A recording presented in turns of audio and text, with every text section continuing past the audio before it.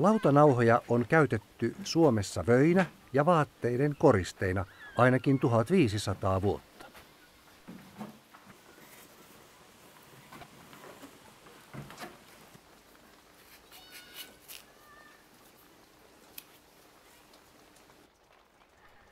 Kaikki alkaa loimesta.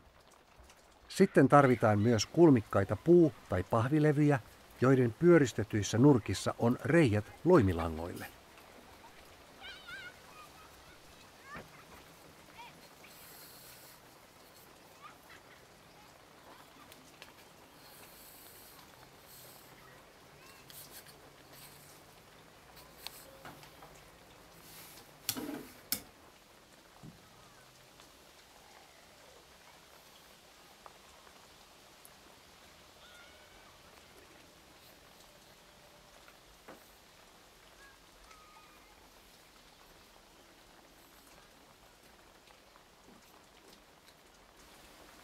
Loimi sidotaan nyt napakasti Yläköllin talon oven kahvaan.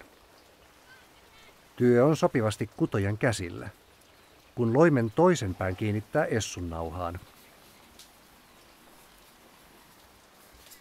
Kutominen tapahtuu kääntelemällä lautoja ja pakkaamalla kudetta loimelle kangaspuiden tapaan. Lautojen määrä ja muoto vaikuttavat nauhan leveyteen ja malliin. Kuten perinnetöissä usein, lautanauhankin aiheet kasvavat metsissä ja niityillä. 1800-luvulla nauhoja alettiin kutoa hevosille. Juhlapäivinä ohjaksissa vilahteli käpälikköjä, nelilehtiä ja revonneniä.